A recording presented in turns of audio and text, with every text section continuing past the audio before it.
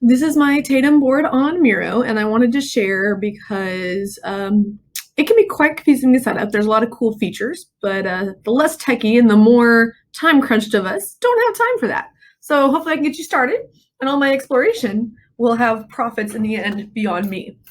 All right, so what I have here is a setup kind of for a start one because I have the vowels locked. And what I did is I uploaded the images from Katie Chestnut's Word files from the Facebook group. And so those are her letter tiles. And you just do that by going into this little upload button and then upload from your device or wherever you have it saved. What I loved is Miro let me do them all at once instead of one by one. So that was a plus. You can see down here that I'm on 5% zoom, so I'm pretty zoomed out, which I don't like. I'm going to show you towards the end of this how to narrow it down because I have a really great strategy for group participation that I'm going to test out. So I'm working on getting that set up. So being at 5% zoom in, right? Ideally, your kids would work at 15% and be able to move the tiles around. So right now I have this set up for my start one kid.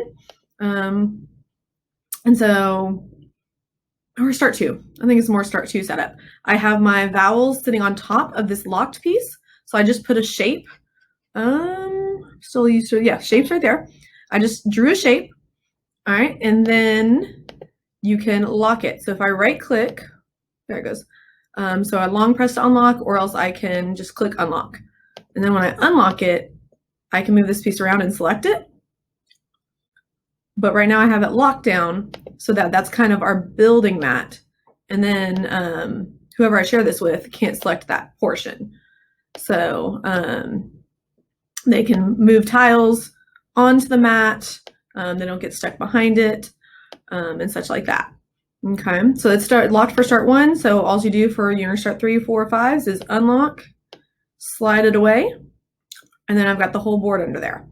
As you notice, behind the board, I've got an imprint. All I did there is once I loaded the tiles, got them laid out and set up the way I did, I used the snipping tool, but whatever screen print, screen share you did, I just snipped this as a picture.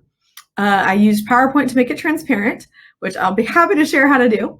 And then I uploaded that image in the background. And again, it's locked down as well. So it had unlocked it. So yeah, I locked that down and now my tiles sit on it. All my tiles can move and be dragged around.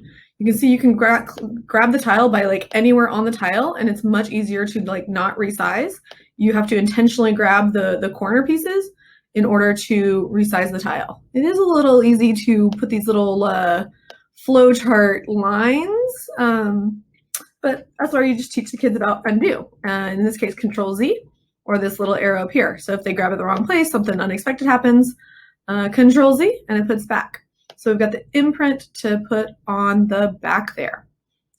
And then over here, if I slide sideways, I've got the back of the board. Again, I've got my blue shape locked down. So my start one can't really grab that.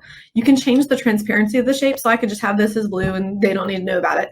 Or, you know, I can tease the fact that we're going to get there, turn it a little transparent so they can see all the things we're going to learn. Both those shapes do that. So I have this one not so transparent as in order to help them focus.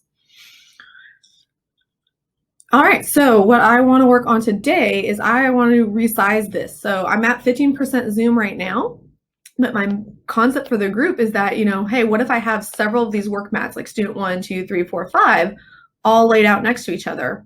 Could I see them and maybe see what they're moving in this live document? So I want the kids to work at 50% zoom, and of course, or 75. Right now, you're not seeing everything. So I want to show you a cool way to resize everything. Okay, so you can have these laid out. You could not have them laid out, but once you upload your pictures, let me unlock this and move it out of the way so I can show you. Move my background. Okay, so once you laid out your letters how you want them, or not, you just go over them. Now they're a group, so you can select them group objects. I can resize them as I want, so I can scale it to that 50% and play with that scale. I can drag them around as a group, which is really nice because I spent a lot of time sliding one tile at a time. And I can organize them at 50%.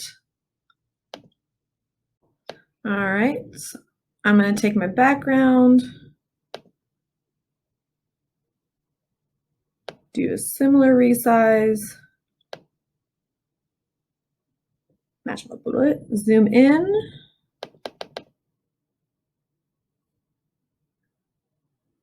And there's always like a little like mirror image, like they're always a little bit off. I guess that's because it zooms by percentages or ratios of some kind rather than one-to-one, because even though these lined up before, and I can try to line them up now, doesn't quite line up. So then you do have to individually drag the tiles, but it's a lot closer than chasing them down from across the board. All right, I'm going to lock my background into place. I'm going to zoom out.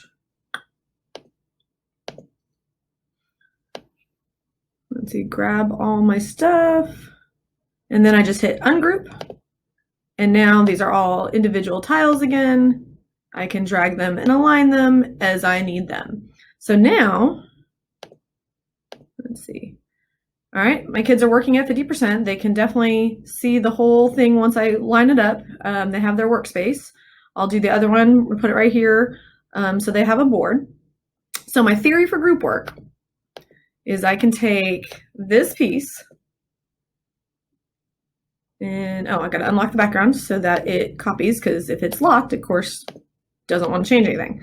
All right, so I can grab this whole board and the other one when I get it and just duplicate. Oh, it's over here. Okay, so I can duplicate this one. Of course, select all of these as one piece, group them, drag it up here, give a little space.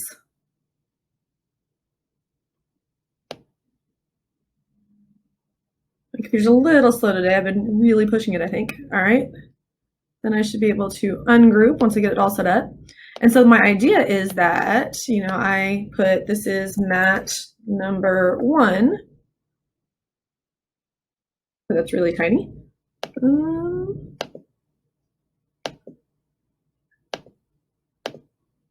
And then have mat number 2, and then maybe have a teacher mat up there. And so that my kids are zoomed in, they're working on their own board, and so that's what they see.